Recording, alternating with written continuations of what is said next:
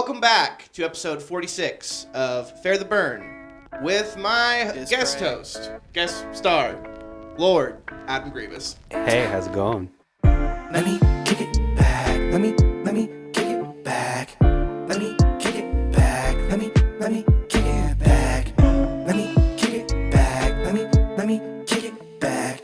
Hey boy, right there, what you gonna do if they gonna do you like that? I'm a wild boy and I need to be arrested. Don't catch cases, I just catch blessings. We can dance around it, but we best get to stepping. If I don't want to smoke, why did I start the session? Good, Adam. How are you? I'm doing great. Thanks for having me. Good, man. It's been a while since we've seen each other. Yeah. I am very happy to see you. I feel like the last time that we hung out was... Like when you were brand new to back in town. Well, and we played Dungeons and Dragons. Oh, that's right. We did that too. We did that one shot with David Dinger. Oh, yeah. David Dinger, man. The what a man, legend. the myth, the legend, yeah. What a legend. Gribas, you are a few years older than me. Yeah. We met in college. I'm an old man. You were out of college when I met you. Uh-huh.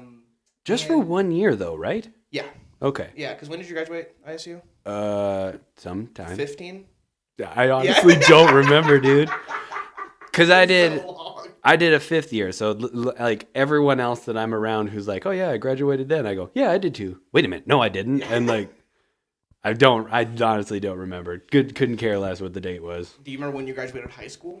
Weirdly, yes, 2011, because I had a shirt that had it on it. Okay. I didn't get one from ISU, so I don't remember. They should have given you a shirt. I needed a shirt. Like right as you marched through the arch, they were like, here's this shirt, Adam, you're Here gonna you go. And I look at it and go, oh, that's when I graduated. Cool. Adam, I heard something recently. Sure. You are dyslexic. This is true, correct? Yes. So, which means you have a hard time reading, right? Because like numbers get flipped, or like what does exactly it look like? A little bit. Dyslexia manifests in a number of different forms. The thing that led us to believe that I was the fact that I can't spell yet. But to this day, if I read for an extended amount of time, I get a headache, which kind of has to do with like your brain focusing really hard to get it right. But yeah, you didn't bring me on here to talk all about. No, I didn't. Oh, okay, but yeah. I did just cross my mind a little bit because I saw this thing that said if you read in Comic Sans, Ooh. the font Comic Sans, it's supposed to be better for dyslexic people. Yes, and I bet I can tell you why. Why? It's because every letter is distinctly different from others. Like B, P, and D for me all get jumbled, and it's because a B is a backward D and a D is a backward B and upside down. Yeah. For standard like Times New Roman stuff, it is very linear, very organized in that way, which makes it easy to flip. And I bet you Comic Sans is that all slanty weird, so you don't feel that way. A little more spaced out, a little bit more individualized. Yeah. I like that. It's pretty dope. And I have not used it to my advantage in life once. That's sarcasm. You should use that for all of your papers now for your classes. Oh, hell yeah. Mr. Gribas, why is everything in Comic Sans? Because that's the way I need to read. That's kids. how I read. I do use that every once in a while where they will ask questions like, how do you spell this? And I'll go, no, dude, no idea.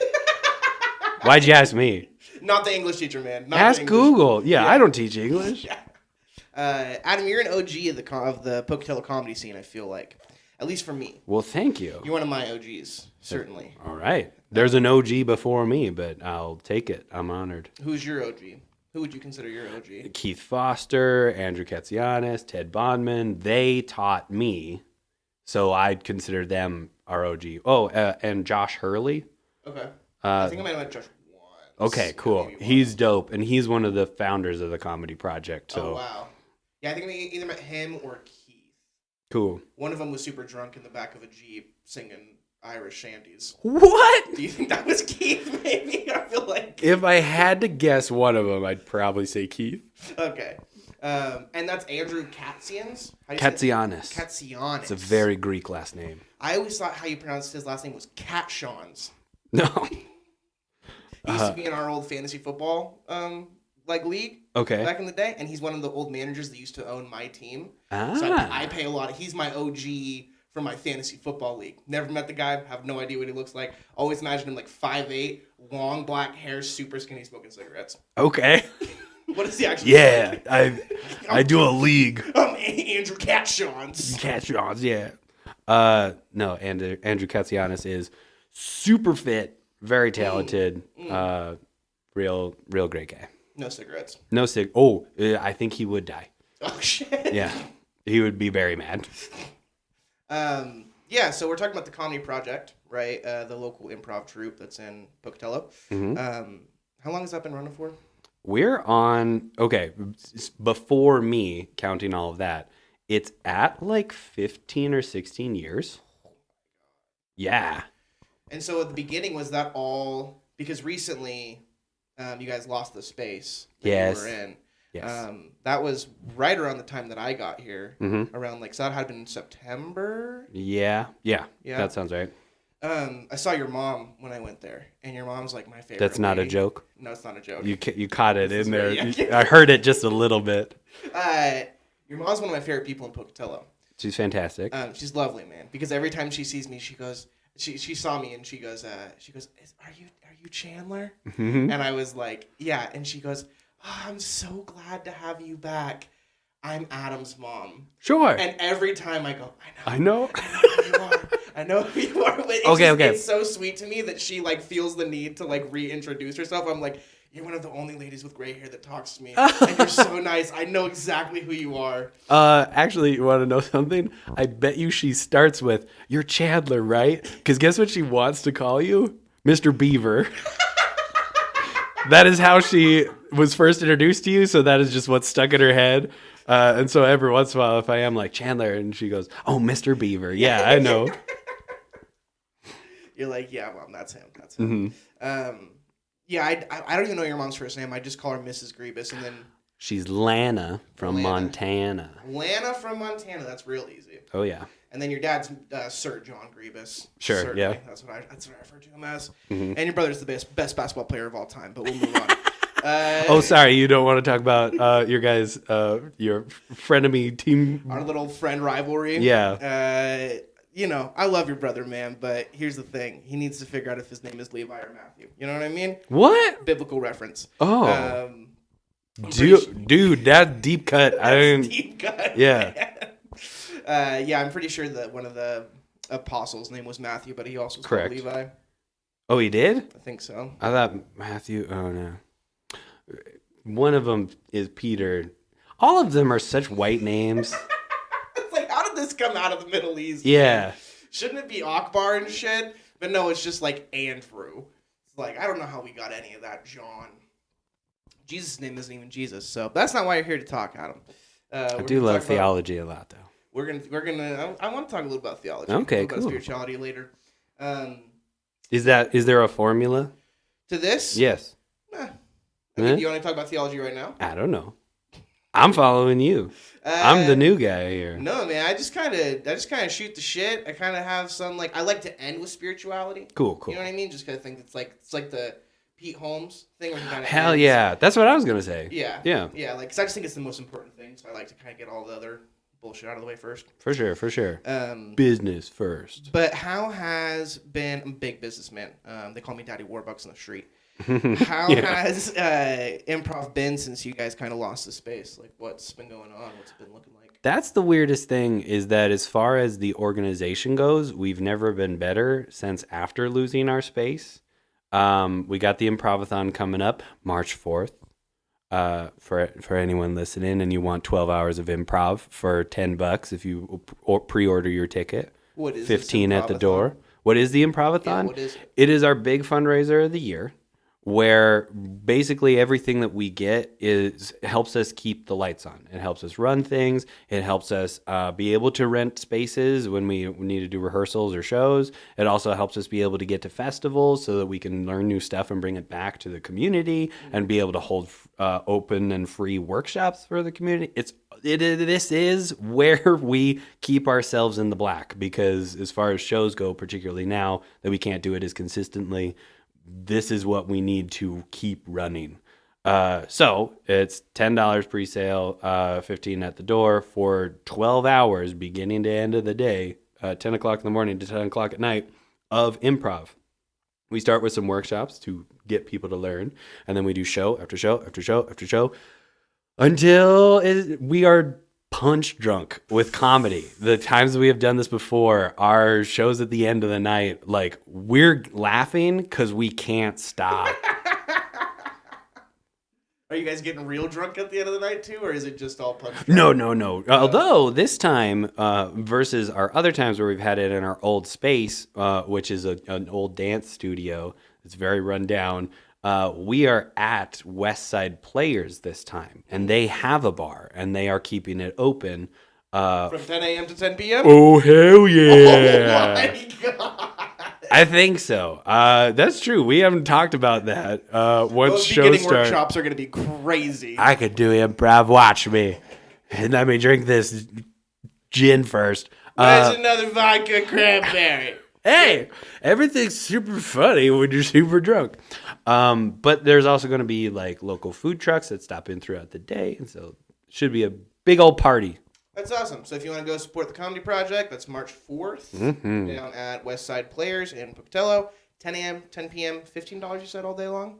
$15 if you're doing it at the door. But if you find us on social media and do our little QR code thing, that's just what's the app called where you pay stuff? Eventbrite or whatever the hell? No, Ticket Pass? No, the other one where you're just like, hey, friend, you bought me a soda. Have some money. Venmo. Thank you. You can Venmo us. My God. That took way too long. Not a real ticket. Just find our Venmo and just send us money. We'll be like... it's an official QR code that goes for the event. Oh, okay, I got you. I thought you were just saying just to like Venmo you guys and you're like, you're on the list. Yeah, just me. My name's Adam Gribas. You can find me on Venmo. My Venmo is Adam Gribas -1. I don't have Venmo. But you do if you're in the Comedy Project. Fine. But before that, Gribas, was Comedy Project all in MP Dance Studio? Like, was it always there? Mostly. I mean, we've been doing our monthly show at Club Charlie's for a while now. And we also were doing a monthly one at ISU, but they didn't have it in the budget this year. They're going to contact us next semester sort of thing. But, like, we were in other places. But we did try to perform every Friday, which is both a blessing and a curse. Because after a while, people stop coming because they're just like, oh, I'll go next Friday. No, I'll go next Friday. But at the same time, like, we were on all the time. Yeah. There was always a show to do. You guys were always getting your runs in at least. Yeah. Like, what's like the lowest crowd that you've performed in for Comedy Project? What's lower than one, man? Like we've done. Like nobody came one night? Yeah, we've had ones where no one came. We've had ones where it's just one.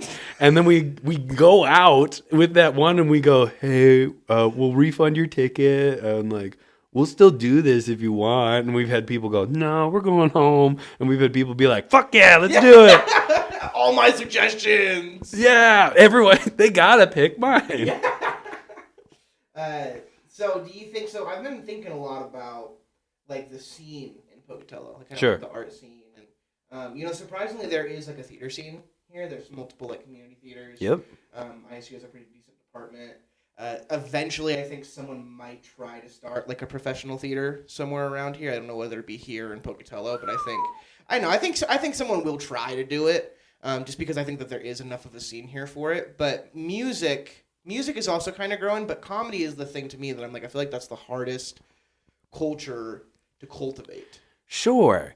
The weird thing is, at the same time, it's the one that everyone asks for. I know. Because we do improv comedy. That's the main thing we do. We're starting to dip our toe into some stand-up. But we're starting to dip our toe into stand-up because people go, I wish there was more of that. Mm-hmm. And you and I both went to an open mic at Club Charlie's that is now no longer running because no one came. Yep. And there's some other smaller things like that. I know there's one in Station Square that does mostly music. I went there to like scout it out. We did some improv actually that went really well. And a lot of people were like, dang man, it was great to have some not music after a while. And there was both good music and oh boy, hurt music. There's this one guy that did what I would call heavy metal bluegrass. What? Like screaming, right? Like all of his vocals. No, like everything else was bluegrass. Like mandolin kind of like folky vibe. But his vocals in particular were like... It was a weird experience. What do you even call that band? I don't know. I didn't remember. Demons of West Virginia. Yeah.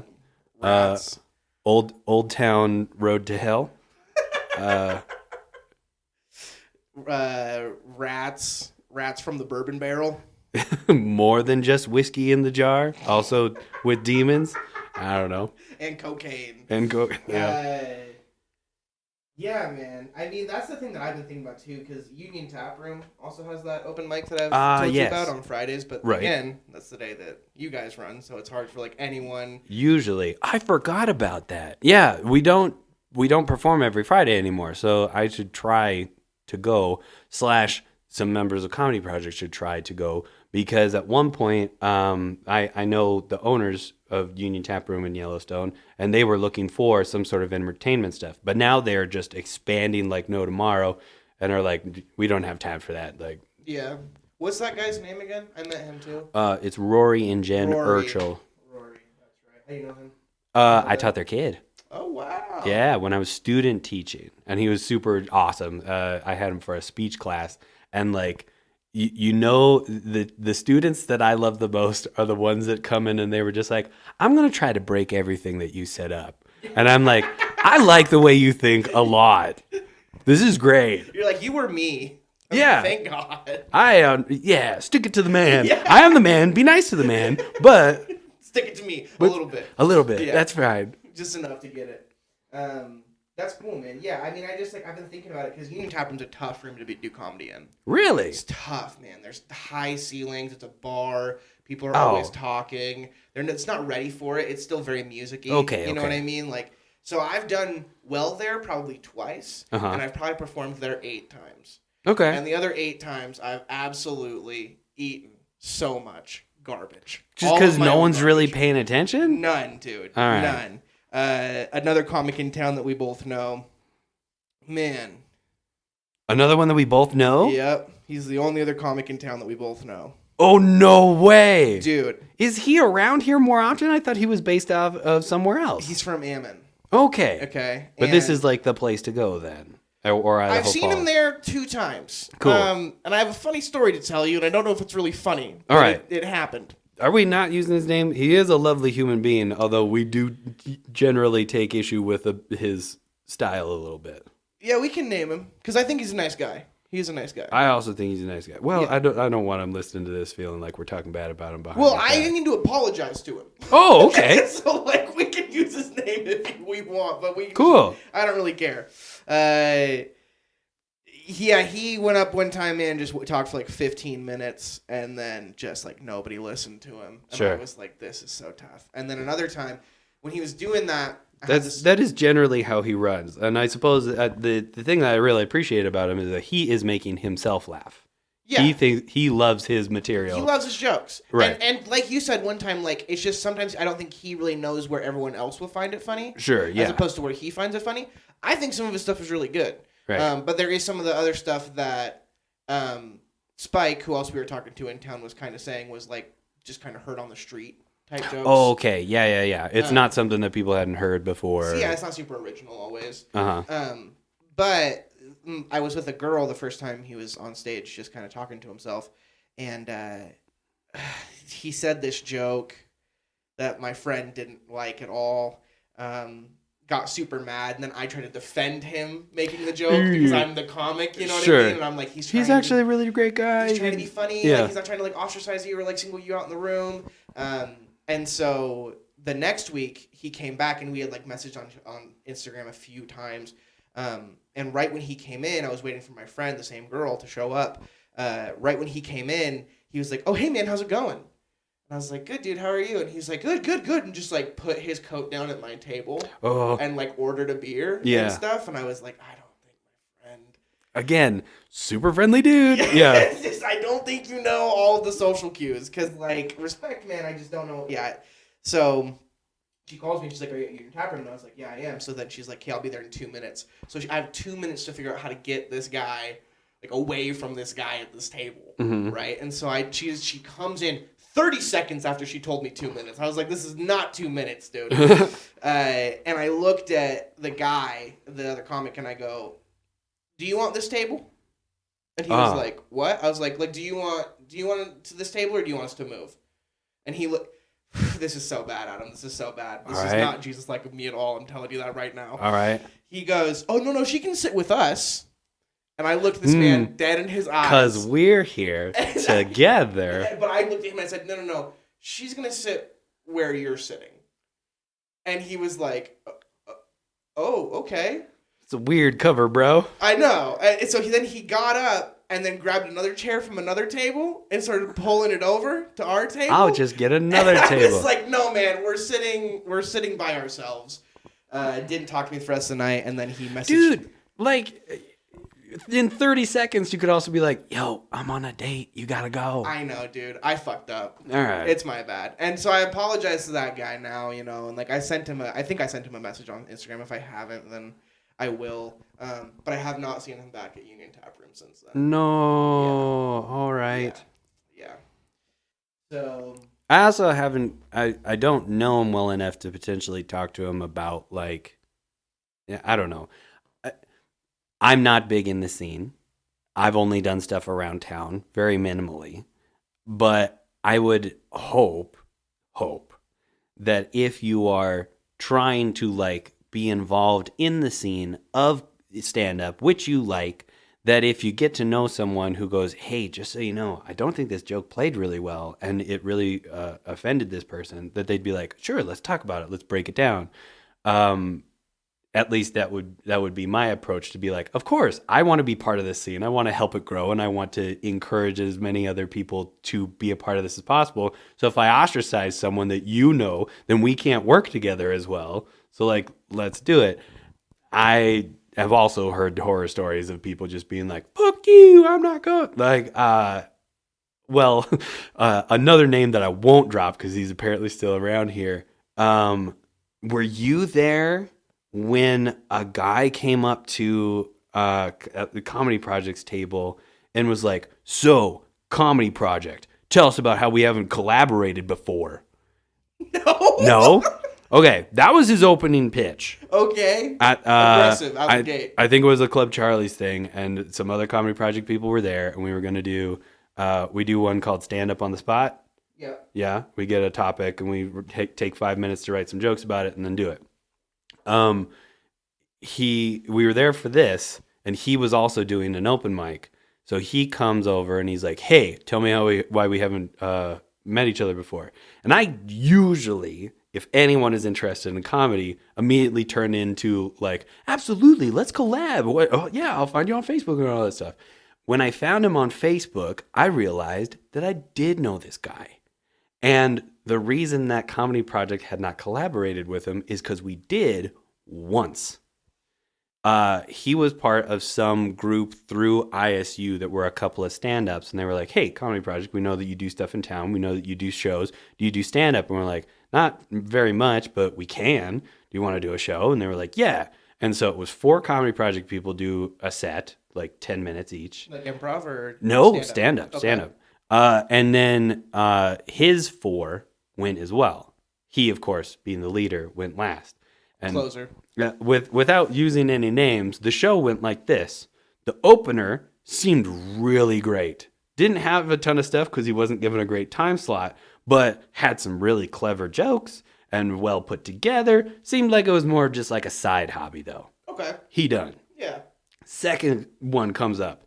They got their book because they've got some major stage fright. And honestly, that was the only thing. They had really great material. They just, like, were obviously super nervous to be up there.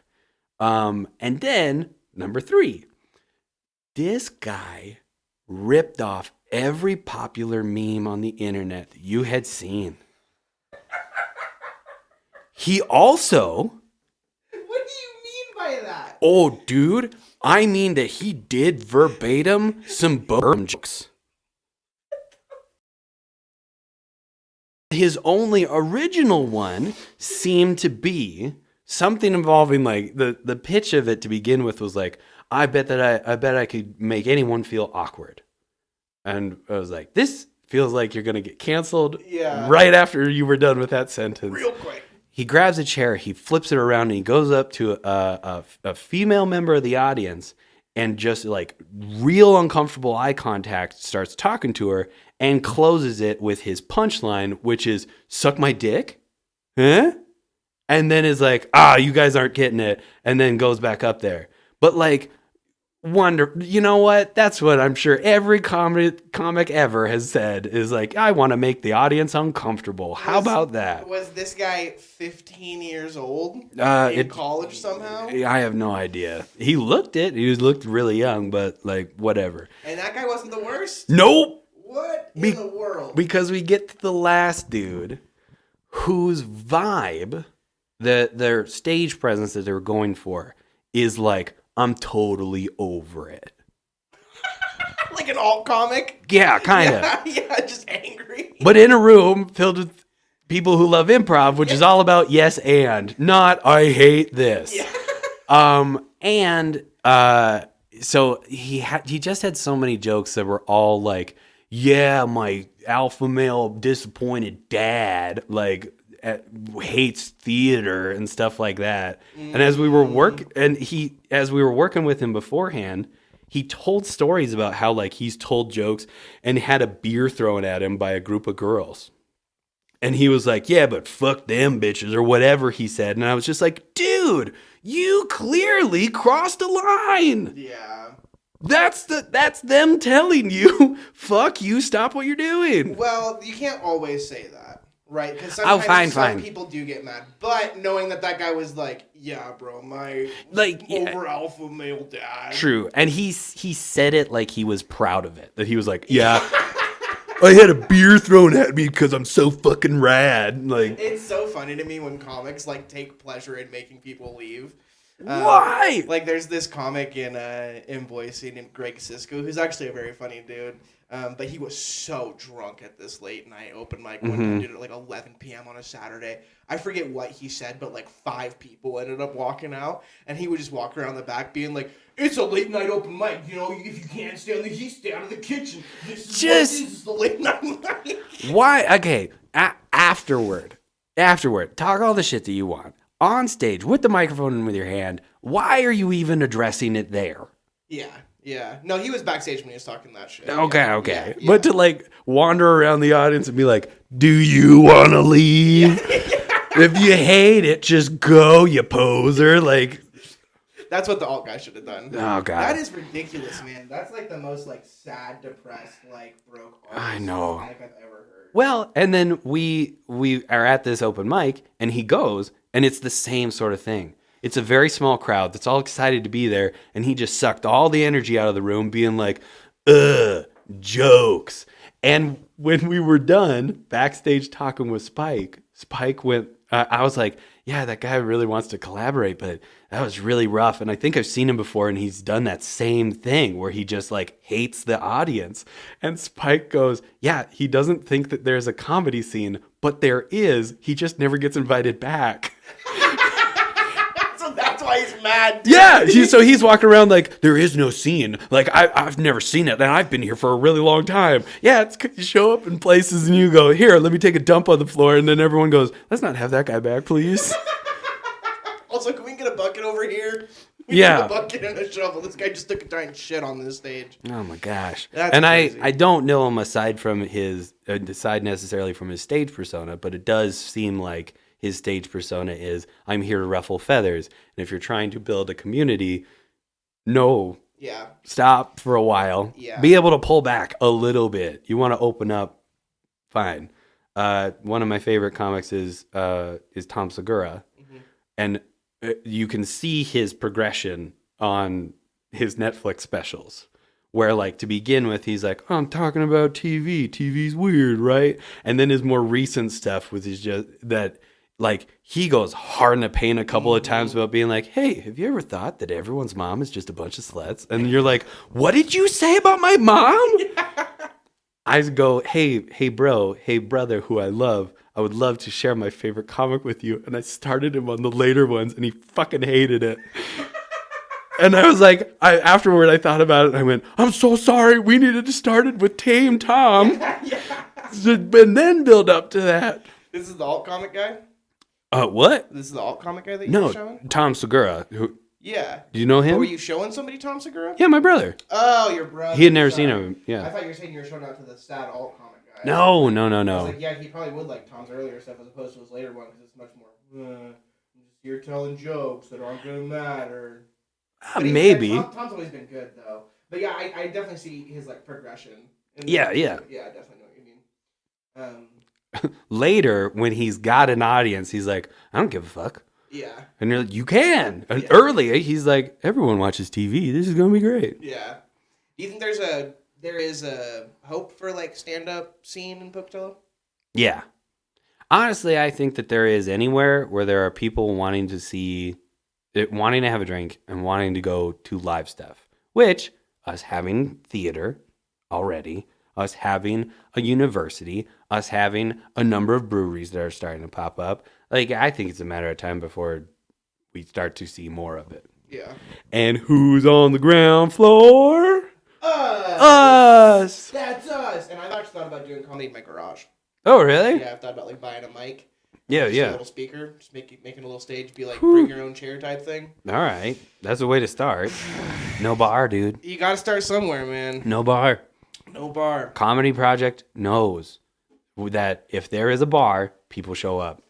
If there is no bar and one bathroom and the whole place has a bajillion dancer kids' socks and shoes everywhere, they don't want to come.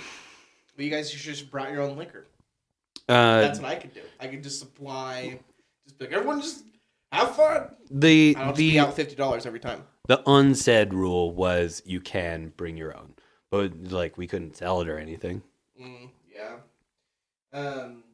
Yeah, man. I just hope so. I hope so because I just think that you're such a funny guy. I love doing stand up, and you're getting real quiet. I'm getting real fucking quiet up in here. Wow, that helped out a lot. Okay.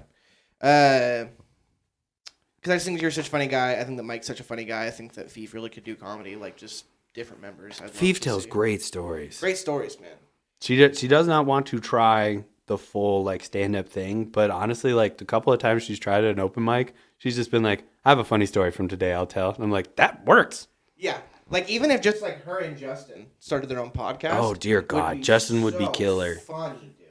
Yeah. So, Adam, you are a social studies teacher? Yes. Correct? You said you had a game. I do have a game. Well, you told me to come up with some historical figures that had funny stories. I did. I do not have any of those off the top of my head. But if we are playing the off the top of my head game, I was thinking that you find some famous people of history, and if I know them, I'll give you like their newspaper headline of their life. Okay, I like that, and that actually works with our game. Oh, today. All right. Did we come up with the same game? Our games are gonna collide. All right, cool. So Adam, this is a segment we do on the show called Tournament of Fools. All right, cool. Where I'm gonna give you 8 people. Yeah. Is this like categories? No, it's a tournament to the death. A tournament to the death. Yeah, these people will be fighting like hand-in-hand combat to the death. Is that the same categories? Oh, they're fighting to the death? Oh, okay. Yeah. Categories is just who is best of random categories. I did it at a Halloween party one time, and it was like all of these different kinds of chairs, and you had the whole room has a debate on which chair is best, and it moves down the bracket. That's hilarious. Yeah, like a bracket night. Yeah, yeah. It's essentially the same thing, but they're fighting to the death. But they're fighting to the death. Okay. But here's how it's going to start. I'm going to introduce it. Yeah. And then I'm going to tell you the contestants. I'm going to tell you what their ranks are, and then we're going to kind of go through. Mm-hmm. But before we start, I'm going to introduce it, and then I'm going to have you sing the theme song. What? Yep. I'm going to sing them You're going to sing the theme song. Okay. So I'm going to say, welcome to Tournament of Fools. You're going to sing a theme song, and we're going to jump into it. I just sing any theme song? You sing the song that comes to your heart. You're telling the guy that hates musicals to sing? You sing the song. Oh, dear Lord. Okay, are you ready? I'm never coming back. He made me sing. This place sucks. And welcome to the Tournament of Fools. Am I singing a song now? I'm sorry. I missed it. You're holding... Okay. I was waiting for you. I'm so sorry. Listeners, he's holding his phone like he's about to play music, and then he didn't. Like, I'm supposed to start the... You were singing the theme song. It's acapella. acapella. It's acapella? Okay. It's acapella. There's no backing track? There's no backing track. All right, my bad. Take two. Yep, send me in again. And now welcome to the Tournament of Fools. Tournament. It's a tournament of fools. Who will win? Who will die? Who will win? Who will die? History will tell. With Adam Gribas. Yay. That was great, Adam. Probably the best one we've had so far, honestly. I started with some Final Countdown and went, if I hum it long enough, do we get copyrighted? I hope so. I hope that I get any sort of publicity with this show.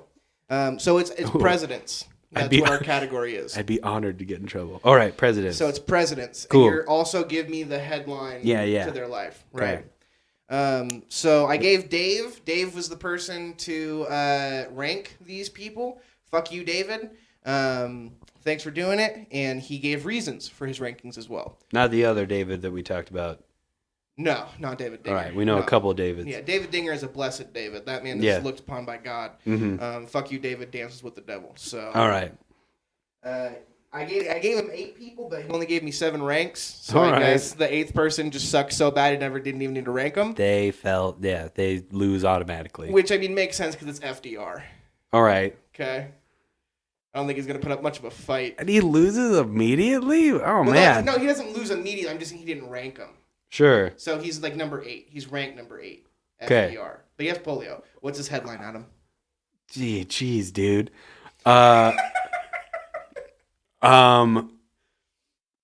Four terms of fixing shit. With polio. Number 7 is Nixon. Did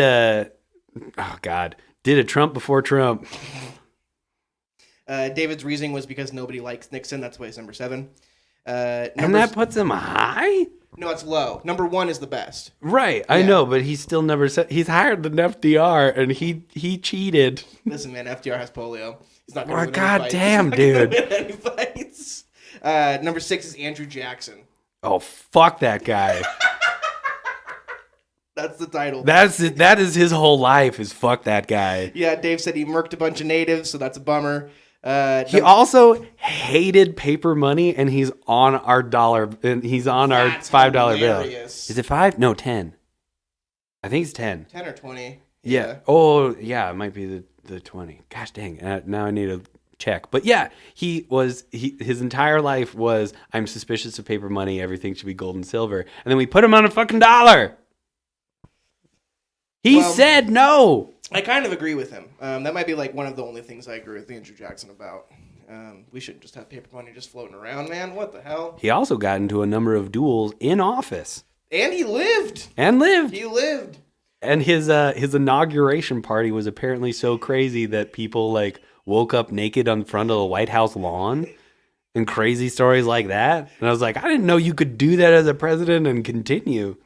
He was like the 7th president. He was so early, dude. Like, he was. America was just such a baby at that time. Mm-hmm. That's crazy that guy got in. That was the first evidence of like smear campaigning, right? No way, dude. Really? Jefferson and Hamilton smear campaigned the shit out of each other, and that's right at the beginning. Speaking of which, number 5, we have Jefferson. Cool. That's headline, just cool. Yeah. Did a little bit of everything, including many people. Dave's reason was don't really know much about Jefferson. Dude seems pretty important. Super important president. Fine. Number 3. Yeah. Drafter of the Declaration of Independence. Louisiana Purchase. Like, it's all good. Just the biggest land mass bought ever. Number 4 is Teddy Roosevelt. Oh. Big stick that I love. There you go. My headline for him is, where's he at, though? Because Roosevelt used to sleep for like months.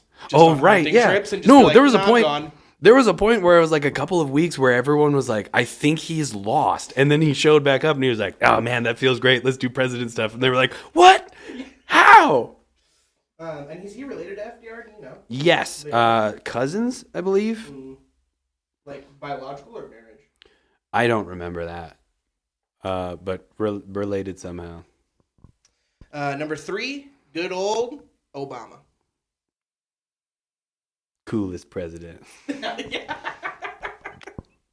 Made change happen. Had hope. Mm-hmm. He's from our lifetime, and he always thought he was a professional guy, but also had a good sense of humor. That's what Dave said. Number 2. Also put a basketball court in the White House. Pretty badass. Yeah? Yeah.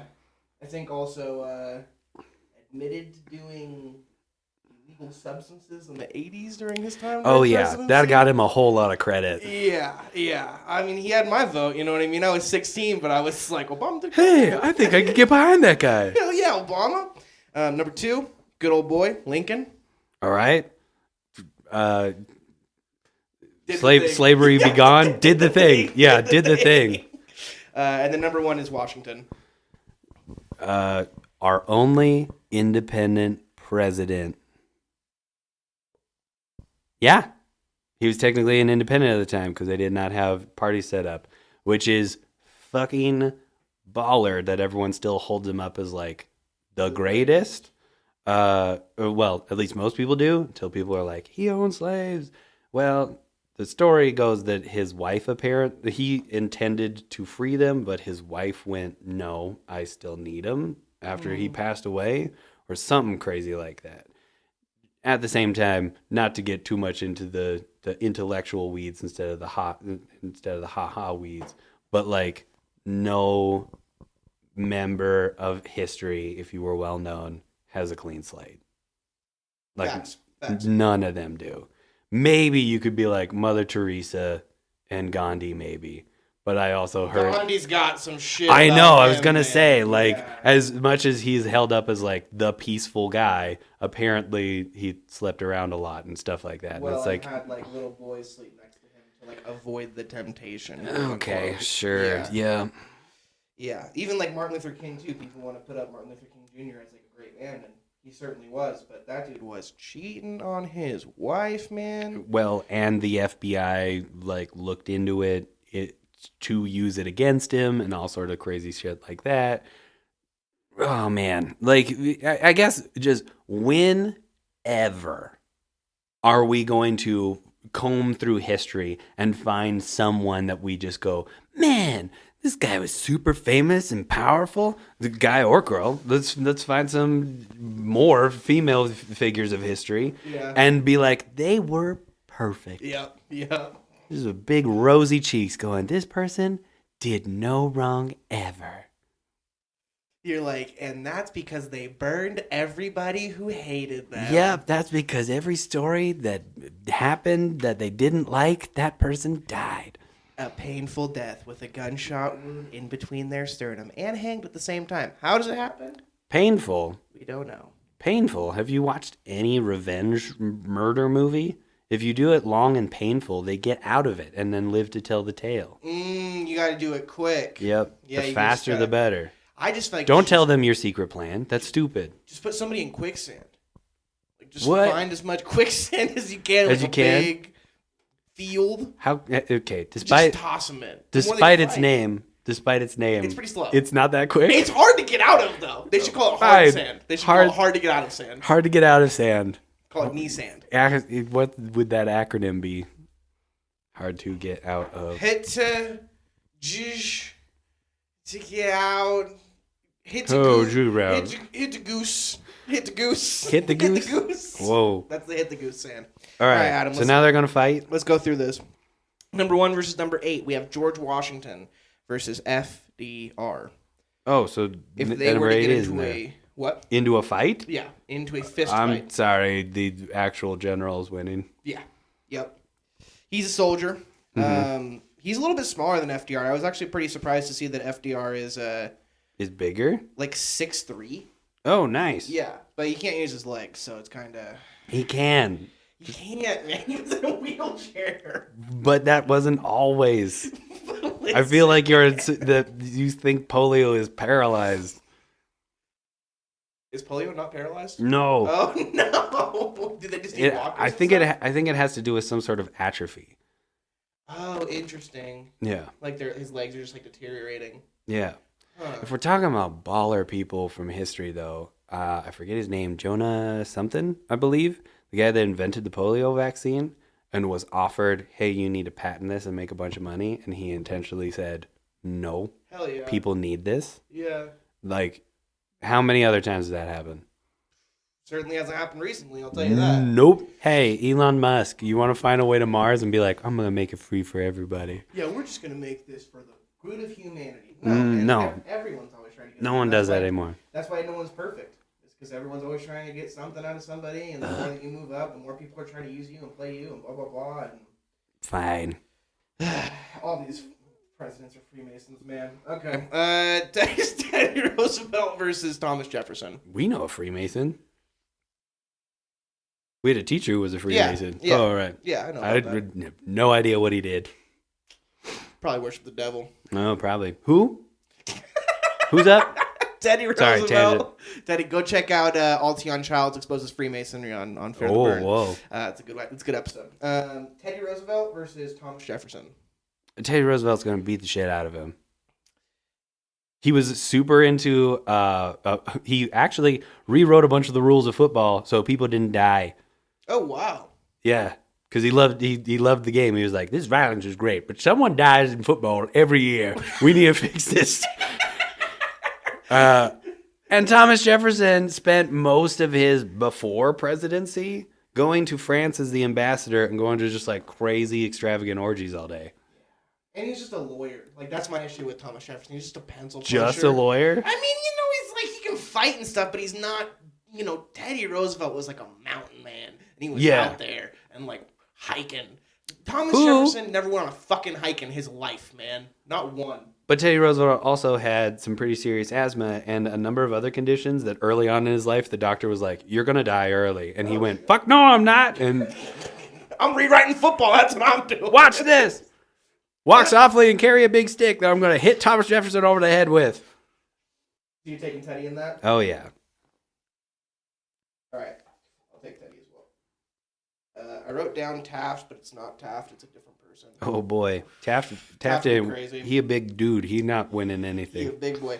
Obama. How sad is it, though, that one of your biggest claims to fame with William Howard Taft is he got stuck in the bathtub and needed a crane to lift him out? Do you know, didn't he die in there? No. He didn't die in the bathtub? Oh, I don't know. I always thought he died in the bathtub. He got stuck in the bathtub and died. He was part of a super corrupt period of time in U.S. history where it was just like a bunch of these big business owners were like, we do anything we want, and we pay all the politicians to get out of our face. And so Taft didn't do a whole lot aside from just roll over and be like, big money, do what you want. And then the one thing that I always remember is a book about like different facts about presidents is the biggest thing about him is he got stuck in a bathtub and needed a crane to pull him out. And as a kid, I was like, I'm going to remember that forever. But also, sorry about your legacy there. You're like, I'm glad I can read this. I know that you're getting stuck in a bathtub and need a crane to pull you out. No. Hey, you know what? I'm glad I read that. And I can't say that about a whole lot of things. But you know what? This is written in Comic Sans, so I can't understand it.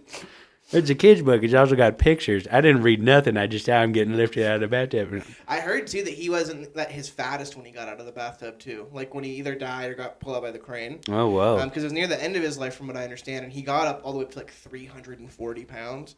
But around that time, I think he was, like, 270, they said. Does your show have some sort of, like, stipulation? Because we're taking a lot of stabs in the dark about a lot of history hearsay things that we have not fact-checked. Listen to me. This is not Joe Rogan. I don't have a Jamie. I don't have someone who's looking things up to like check me. And again, he even lets misinformation go too. This is the Misinformation Network, Adam. Oh, no. What have I signed up for? Hello. Anyone out there? I'm a teacher. I do check my stuff before I teach it to people. But if I'm just bullshitting, it's what I feel. That doesn't sound good either. All of that is lies. All of it. You didn't even sound like you believed your own thing. Yeah. I have a degree. I swear. I went to university. I promise. Please. I have a doctorate in knowing things. All right. Obama versus Andrew Jackson. Obama. You're going to take Obama? Okay, here's the thing. Listen, man. No, okay, go ahead. Whoever set up this ranking. David. Fuck David. David. How dare you? Because all right, fine. If we're doing some crazy, fist fight, duel to the death sort of thing, you're correct. Andrew Jackson was made of guns. It's just fist fighting, though. And Andrew Jackson. Just fist fighting? He's smaller than Obama. No Obama's way. a bigger guy. Yeah. Andrew Jackson, I think, is 6 foot. Obama's 6'2", 6'3". Okay, Obama, hit him in the gout. He probably had a false eye or something. I would hope with everything that I have that Obama would kick the shit out of Andrew Jackson. You know what? Okay, yeah, fine. And here's the thing. Here's my pitch. We never saw in his presidency an irate, mad Obama. Ever. Right. Ever. But if you're talking to the person that did a genocide against the Native Americans, what if Obama just has some kind of crazy Hulk strength in him that we do not know of? That's just you, sir, are morally wrong. Bam, bam, bam, bam, bam, bam. And then Andrew Jackson still has a little bit of that, formerly we have to box like this or whatever. And Obama's I don't fucking care. Yeah, just streets him and just elbows him and just takes him down. Well, the thing about Andrew Jackson, too, man, is Andrew Jackson's a relatively, he's a taller guy. Obama is taller than him. He's real thin. Andrew Jackson was 154 pounds. Every depiction that you see of him, he is a narrow little guy. Which is how do you live, man? Getting shot particularly at that times. time. Yeah. Where the flu could be a death sentence. Yeah. Well, and I didn't know this. David told me that what are the things they put on the end of muskets? Bayonets. Yeah. You can't patch a bayonet wound. Oh. You can't Sure, because it is bowed in a particular way that when you stab it into someone, you're supposed to turn it, and you basically carved a hole in a person, and yeah. How do you live during that time, dude? Getting either shot or stabbed or whatever. Apparently, just party until you die. Andrew Jackson. Much simpler life that way, actually. The original Pablo Escobar. Oh. You know what, Adam? You might have convinced me here. Please. I think fuck that dude. I can't have the races. Okay, the only way if he were to continue, the only way that I could feasibly imagine him continuing is if he gets terribly fucked up by every one of his combatants as he goes along, just so that more of them can beat the shit out of that guy. He can't win, man. He's a badass and he lived, but he can't win. I'd put Obama. I think you're right. All right. I think you're right. I think that... you find it in him. Yeah, Andrew Jackson seems like one of those fake alpha people. You know, people who are oh, I'm alpha. But then it's you sure. actually get him one-on-one in a room and you're yeah, you know what the fuck you're talking about. Right. You're Finding Nemo, baby. This is a good fight right here, I think. Okay. Lincoln versus Nixon. This is a good fight? I think those are big dudes, man.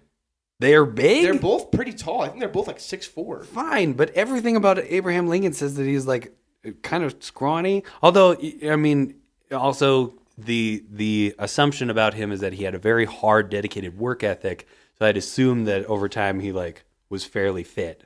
Mm-hmm. There's also the story about him returning just a few pennies because he overcharged somebody and he walked a few miles to that person's house to drop off a few pennies and then came back.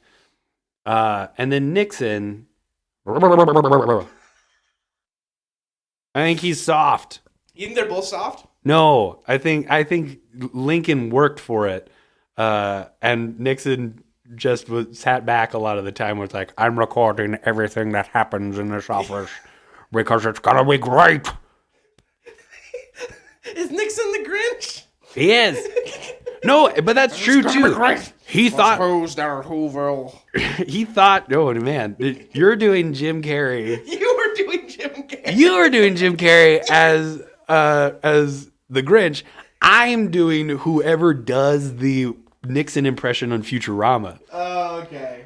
Sorry, it just sounded like the Grinch to me. I was man, I feel like Nixon's stealing Christmas. All right, now we got to switch though. How do we? You got to switch. You got to do Nixon for Futurama. Okay, I'm just gonna do the same voice. All right, and I got to do Jim Carrey. In the Grinch, I'm contorting my face a lot to get to this. Is it working? That's pretty good. Okay, who do you have versus Lincoln versus Nixon? Lincoln. Yeah. Yeah, I'll probably take Lincoln too. Nixon just doesn't seem like he's super. I think he might have played like college football or something, but it's not just not super physically demanding. No. And Abraham Lincoln during the Civil War, I think, just ate milk and cookies, from what I understand, and that is badass if your body can just live off of that. So. Wow. I'm attributing like a period of time where you did have to work really hard to just live, and that assumingly like built you up a little bit. And it's reversed with Obama, because Obama had the years of oppression on his side from Andrew Jackson, because Andrew Jackson's time was clearly much harder than ours. Fine. He's put people who were black or indigenous in situations to make their lives harder, which is what the years of oppression is going to get into Obama. I'm just justifying a little bit. I think it has more to do with health. Like the reason why I would be like, oh, Richard Nixon, soft boy, and Obama be like, no, he's got it, is because like Obama still cared about health, or at least he fucking better with Michelle. Like, right. So he's at least like working at it. Whereas I feel like Nixon was part of a time where he was just like, are hippies dancing? Yeah. Are you kidding me? yeah. I could never do that in my day. Oh, he certainly did on Bohemian Grove. No, he didn't. That's right. Yeah, because Nixon went to Bohemian Grove. That's all conspiracy shit. Washington versus Teddy Roosevelt. Oh, that's pretty good. Boy. That's pretty good. Yeah. You know, Teddy Roosevelt's he's not as tall as I thought he is. He was like 5'10". Right. I was like, that is surprising. But he dedicated his life to fitness, to combat the things that he was born with. He made it his goal to be a physical specimen and pushed it on the rest of the United States as well. I believe he's one of the first ones to bring in some sort of health program. I forget what it was. I don't know if it was for schools or just like for everybody, but it was like, hey, everyone, you should be doing this sort of thing to like be more fit. And also he loved national parks, so go outside, get some fresh air. Like, do you know what he did for work before he was president? I do not. I feel like he might have been a soldier. It would make sense if he was in like the army. Right, the Rough Riders. He did a number of things in Mexico-American War. Okay. Where he rode horses and was a soldier and all sorts of things. Washington, also a soldier, but having to walk around with that big fucking wig all the time. Advantage, Teddy. Neck strength does go to Washington though. Neck strength. Fine. If they're doing a neck fight. And teeth strength, because Washington's got those oaks. You know what I mean? Yeah, man, I don't know. I just always think I've always thought Teddy Roosevelt was such an intimidating figure. I feel like Washington is the only person who can really compete with him to a certain sense, because Washington also has the same amount of like respect almost. If we're watching these MMA fights, that's the one that I think I want to see. Yeah. Well, aside from Obama go ballistic and beat the shit out of Andrew Jackson. I think you're right, man. I'm gonna take Teddy there too. We've agreed on everything so far, Adam. All right. Obama versus Lincoln. Oh boy. No. Black man versus the man who freed all black people. But that's what it is. True. But we have to leave their pacifism aside. Right. Right? Because both of these two I attribute for being rather like peace-seeking presidents, even though Civil War was within Lincoln's time. Like he led regally trying to like better understand Reconstruction was terrible, and I think that was because he was assassinated. Had he had time to be like, all right, we got to put this nation back together, it would have gone better than his predecessors just being like, the South's the worst. But I still think that if we're comparing just like physique, again, old-timey hard work ethic that we just argued for Lincoln, I still don't think defeats the better nourishment and healthcare of modern day that Obama definitely would have had. Yeah. I'm saying Obama still. What did Lincoln do for I feel like they're both lawyers. Yes, they were. Most presidents are lawyers. Right. Lawyers or soldiers, it seems like. Or businessmen who are great at telling people that they did stuff that they didn't. Making America great again. Woohoo. Oh, that is so scary. I hoped he had made it in the mix sometime to just be like, you want to talk about someone who has actively fought against their own health? I almost put him in here just because of his sheer size. Because, like, Trump is, like, a big dude. He is a big dude, but he is a big dude that thinks that the prime cuisine that he's going to give to diplomats from around the world is fucking McDonald's. He's making McDonald's great again, man. Whatever, dude. We've known that for years. Billions of burgers sold. Honestly, I stopped being scared of COVID when he got over it. I was like, that fat fuck is getting over it, dude. Sure, I just laughed hardest that he got it. That he was so like, this is impossible. It doesn't even exist. And when he got it, I was like, what are you gonna do now, dude? Yeah. Like, I'm listening with bated breath. Like, yeah, you're a hard person to ignore. I thought he was gonna die. Like when I heard he got it, I was like, Trump is like the least healthy person I've ever heard of, man. Mm-hmm. It'd either be him or Chris Christie. Obama or Lincoln? Are you going Obama? Yeah, I'm going Obama. I'm taking Obama too. All right, championship game. Dun dun dun. Obama versus Teddy. Oh no. Early 1900s versus 2010s. Correct. Which still, as far as medicine goes, I'd say advantage Obama. And Obama did at least try to be healthy most of his life. Teddy made it a passion. Oh boy. They're doing fists, right? Oh shit. Okay. They're doing everything. Fists, they can take each other down, they can wrestle. They are. In which case, I do think that Teddy has some training over Obama. Really? Yeah. What about Teddy's training? Like, I think he did. I think he did football and boxing and military.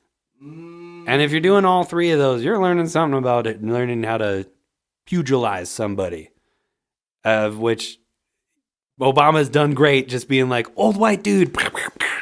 But I think he might have met his match here if he's fighting someone who knows how to punch someone out. Because not as only he's an old white dude, he's an old white dude with training, and he's a thicker old white dude. Like everyone Obama's fought up until this point is a beanpole. Correct. A beanpole that he could be like, sweep the leg, punch. Yep. Teddy Roosevelt also did get shot one time and still did a 3-hour long speech. Badass. Yeah. He got shot while he was giving the speech? You do not know this story? No. Oh, dude. He's fucking badass. So he prepares for this speech, and he was told by his people that, like, this speech is way too long. And he went, I don't care. And he folded it up, and he put it in his pocket. And he's on his way to this thing. And someone breaks out from the crowd and shoots him with a fairly small gun, point blank, but actually shot him in his speech. That might have saved his life, but the bullet still entered him. And as he gets to the place where he's supposed to be doing this speech, his attendants or whatever are like, you cannot do this. You have been shot. You have a bullet inside you right now. And he went, I do not care. And then he goes out on stage in this hot old theater where they're wearing like really warm clothes and stuff. And he goes, ladies and gentlemen, you might not know this, but I've just been shot. What the fuck? But it takes a whole lot more than that to take down a bull moose. And he does his whole speech to the point that there is record of him like sitting down and like sweating, but being like, I'm going to get through this, damn it. Until he made it through and then was taken to the hospital and a bullet pulled out of him. And they were like, you did that whole speech with this in you, you fucking idiot. And he was like, I don't care. That was a thick speech, man. No, that yeah. was a thick speech. The fact that the paper saved his life. Correct. And that he had cut it down, he could have died. How do you not spend the rest of your life being like, everything that I have to say is fucking life-saving, and I know it. My life was saved because I have a lot to say. Don't tell me to shut up. I think we got to do Teddy, Adam. Yep. That's badass. So I did not know that. He was a big inspiration for my Macbeth character when I did Macbeth in the 20s. Oh, nice. He has that quote that's like, keep your mind in the sky and your feet on the ground. Nice. Something like that. Yeah, I really like that quote. Yeah. The one issue that I do see with Teddy, though, is that despite all of the cool like badass legends that I know of him, there is the potential that all of that has been mythologized about him. And really, he did like really struggle with his asthma or something like that. Right. So, don't know. And that he was lost in the woods for 3 weeks. True. And that when he got back, he wasn't actually like, let's do business stuff. He was naked and afraid. Please, I'm done with nature. I've seen too much. Sweet, Adam, thank you for doing this, man. Of course, dude. Before we leave here, spirituality. I am curious about your spirituality and like where you sit. From what I know, I believe that you grew up Lutheran or Christian or something along the lines. Went to Lutheran private school. Went to a Lutheran church. Baptized. Almost did what's it called? Confessional. That's not it. That's Catholic. Confirmation. Thank you. Almost did confirmation. And then near the end, they had a lot of reading to do. And honestly, that was one of the major things that I went, it seems like a whole lot of work for the church just to go, we like you. And I was like, I don't need that. We then went to a Baptist church for a little while. My parents now go to a Methodist church that I've been to a couple times. My dad grew up Catholic. So basically a bunch of different branches of Christianity I've got some experience with. So confirmation somewhere around like 13, is that right? I think so, 12, yeah, 13? Middle school. So were you still like actively going with them to church around like high school and whatnot, or? Yes, a little bit. I believe it was high school that there was a very important conversation that I remember having where I told Mom, like, I don't get anything from this anymore. I don't feel like I'm supposed to be there. So I would like to stay home and play video games. And she was like, feels like something's wrong here. And I was like, to be honest, it does feel bad. But the later being like, no, that was me going, I'm not feeling like I'm going there for the right reason. And I still feel that way. If I ever go with them on like Christmas or something, they start singing and I kind of go, I don't feel compelled to. And I feel out of place not. Like I'm supposed to have something in me that goes, you want to. I don't. I'm glad that they do, but I feel self-conscious enough that I don't want to as well, and I don't feel comfortable being present for it. I feel particularly like you're singing, you're participating, doing this while you're giving yourself a little like spiritual massage of like, I'm doing great, versus I'm glad you're here and I want you here too. Which honestly, like, that's a trademark of kind of culty sort of thing of like, we've got you, now stay. But that still is, at least from my childhood, is what I feel church was meant to be, of like a communal place versus a individualized like spiritual experience. I can do that whenever. Honestly, you've known me for a long time. I'm known to take a dump for a very long time. You know what I'm partly doing in there? I'm just thinking about spiritual stuff. Having a little meditation time. Doing a little prayer here and there. Talking to the powers that be. Not even help me get this out of here. Maybe that is sometimes. But for the most time, it's just like, hey, what's up? You out there? So what do you think it is then? Do you have any idea about like what God means? Yeah. I've been reading the little that I do. I'm proud of myself. Comic Sans. Yeah, be proud that I'm reading. I'm super proud of you. Proud with a P, not a B. Do you know who Richard Rohr is? Mm-mm. You should look him up. He is a heretical Catholic monk. Okay. Or I don't think priest is quite the right word, but fairly devout in his Catholic faith, and yet chastised by his peers for being a heretic. And the reason why is that he is trying to update the way that we talk about God and spirituality and the Bible specifically to meet the expectations of modern day. So a lot of people would say that that is not what you're supposed to be doing. But at the same time, I would argue that, hey, institutional religions, you've missed years of progress by going, we would love to do this like we did when it was first invented over 1,000 years ago. And a lot of people have gone, that doesn't make any sense. And you've gone, fuck you. It just does. You just believe it. Instead of going, you're right, it doesn't. Can this mean something else? Because I still love Bible stories. Not because I believe that they are 100% true and must be followed, but that just a story, any parable told, and the epic of Jesus's life still says one small thing that can be taken by anybody. Whatever religion reads it can still go, man, what an example of someone who loved people for who they were and cared enough to try to get to know them. Yeah. Which is something that is so missing today, as our biggest institutions of spirituality also go, but this is an exclusive club, not for everybody. And if you do it wrong, you're going to the bad place. Yeah, I noticed that a lot too, man. I recently have been talking a lot with like my friends who are getting really into the Bible, like friends of mine who are like atheists, who are now like very devout, like the Bible is the inherent perfect word of God. Oh, very crazy transitions. That's an interesting move too, because usually it's the opposite. Yeah. Yep. All right. But they're kind of big on like flat Earth is a big thing. What? How is that connected? It really talks about flat Earth in the Bible. It really does. And there's a program called Logos, which is like a Bible. It's like the biggest Bible teaching program ever.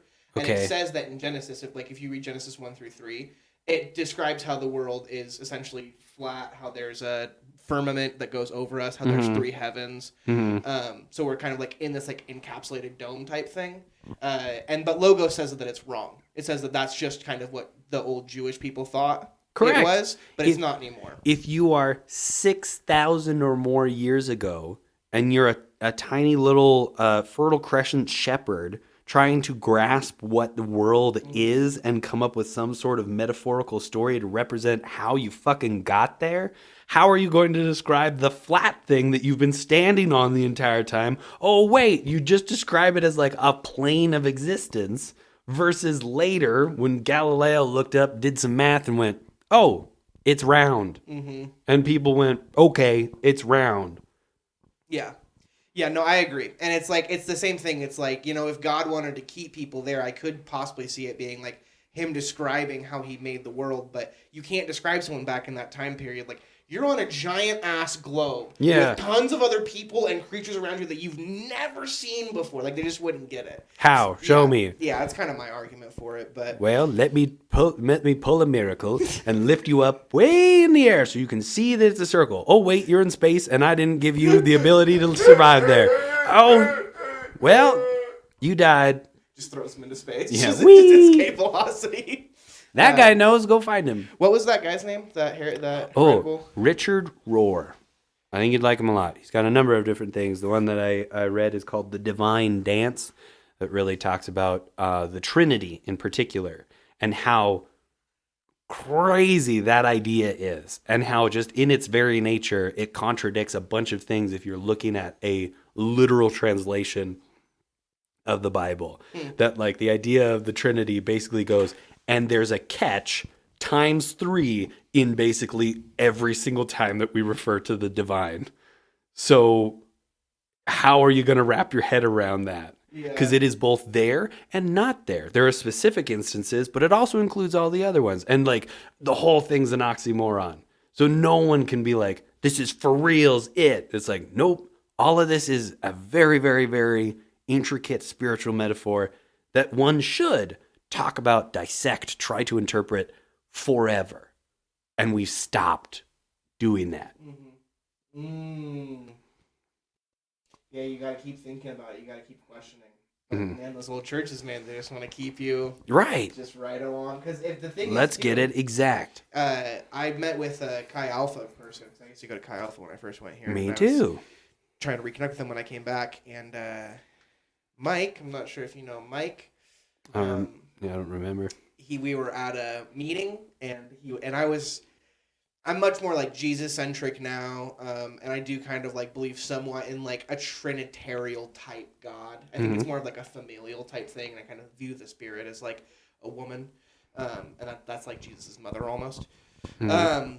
And I was telling Mike about all my kind of beliefs, and I was like, listen, man, I know that you're probably going to say I'm a heretic or whatever, but this is what it is, blah, blah, blah, laid it out. And the first thing he said to me, he was like, yeah, well, I hear you. You're definitely a heretic. Right. Like, it's just funny, man, because it's like, the fact that you're a human and you believe that you're going to understand the nature of God. Who could? No way. Is so crazy, man. Rob Bell is another one that has a lot of good stuff about. Is he like a modern guy? Yeah, and he takes a lot of inspiration from Richard Rohr. He had a very big church at one point. He's also really good friends with Pete Holmes. Oh, funny. Actually. But yeah, Rob Bell had this really big church, and then when like gay rights sort of stuff was coming up, he went basically the sole purpose of Jesus's mission was to love everybody, even the ones that modern society would be like, no, we don't like them. And he's like, nope, we do. And so he accepted people in, and then his church shrank hugely because he went out of his way to be like, I'm trying to make a safe space for everybody. And they were like, no. And so he had a lot to say afterward of like, let me talk to you about, because he was a preacher. He felt that God called him to do it, and he is now spending most of his life being like, I just am writing books about like how strongly I believe that this is the right thing to do, trying to convince the people that said no, why, and like it's really good, very open-minded approach to Christianity, which I feel in the modern day really takes a beating because of the ancient institutional things that they've kept around for way too long. Yeah, man, that's the whole thing. Jesus is about loving people where they're at, not about loving people after they've been saved or after they do the things that you want them to do. Like, just like people in history, nobody's perfect. You are not going to be perfect. The person who's in a homosexual relationship, a consenting homosexual relationship, is no worse and or better than you, Mr. Man, who goes to church, who goes home and watches pornography every day. They're just not. Right. And like, if we're talking about love being truly the thing that like this life is about, the more that we love, the more that we will get done. There is a huge argument to be made that those who throw the stone at like LGBTQ community and be like, this isn't even right, that they love way better than you do as far as like caring about others. And like, can you not see there that that's an issue? That's something that should be making you go, what is this then? Yeah. Thank God for Rob Bell, man. Thank God for Rob Bell. Yeah. And people like that, just because, it is shitty how just a lot of Christians today get a lot of, I don't even consider myself a Christian anymore, but just get such a bad rap for, like you're saying, ancient. And that's hard for us who were raised with kind of the brand of Christianity. Nowadays, I also don't want to say that's what I would be considered. At the same time, I've learned a lot about like Buddhism and animism and a whole bunch of different other just kind of like naturalistic spiritualities, and I like those a lot too. So I latch on to more of like the spiritualist label, where it's like, oh, I'm totally down for something being there, and if you've got a cool idea, tell me about it. I'd love to hear it, because I would really just like to know all of them and kind of go, I kind of like these. Yeah, that's big in I'm in a world history class right now. That was really big back in the day in like Eastern Asia, was like taking little bits of each kind of philosophy and having it come to yourself. Where in the West, it was very much more like you're either Christian or you are pagan. Or, yes. You get one of two choices. Right. And particularly because you had like all of those different isms all kind of coming around. Usually there was like a couple hundred years between a lot of them, but like Taoism, Shintoism, Confucianism, Buddhism, all of those have a lot of things in common, because instead of going like, fuck you, get out of here. They went, I can see some similarities here. I'm sure that didn't happen with every group of people, because you shouldn't make generalizations about history. And I'm sure there's always some crazy person out there who goes, I'm going to burn everyone else down. And sweet, man. I mean, before I send you out of here, Adam, is there anything specifically from like any of those Eastern philosophies that you really taken to heart or really? Oh shoot. I believe it's Shintoism that is one of the inspirations for Legend of Zelda, actually. Okay. That everything has kind of a spiritual essence attached to it, and therefore everything, tiniest things that you see in your day can have like a deep, profound meaning to something or someone, or save the world, like in Legend of Zelda.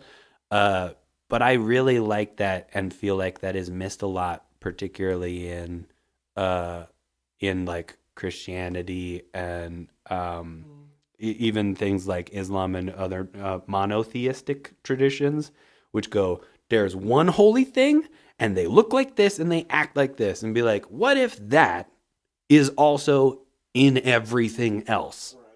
And you can see all of that and also go, man, that's really cool too. Particularly seen in like the global warming debate, that like for Christianity, God said, take care of this planet. What if God is part of the planet? Like that makes it so much more of like, oh my gosh, it's not just spirit dad said take care of this thing and we fucked it up, but it's like we're killing part of him. Like goes from his possession to like who he right. is. Wow. He's sitting up there disappointed, being like, "Oh, you burnt the playground down," versus being like, "I am on fire." Yeah, the tree. Oh my god. Yeah. Yeah, I love that, Adam. I really do. Cool. Finding like God in everything almost. Yeah. Yeah. In you. And in you. And thank you. Sweet, man. Well, do you have anything else you want to say here, Adam? Anything for the people? No. Before you go? This is a lot of fun, just talking and chilling. I had a ton of fun, man. I love you, and I am glad to see you. Love you too, buddy. And I hope that we can do some comedy here soon. Hell yeah. Go to the Improvathon. Cameron's on. March 4th. Yes. March 4th. Woo! Sweet. See you guys. Peace, dudes. I'm feeling separated from all this generation. Follow the leader of the nation without hesitation. They are wanting meditations, using drugs for medication. My mind is always racing. What the hell are you saying?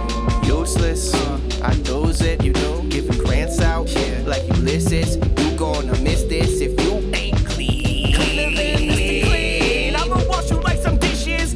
My pet is delicious. You is suspicious. Your girls are my bitches, but they are my misses. And they used to be yours, but you brought that girl in, and your letters were bored. Analyzer didn't like it as much as Hamilton. You wanted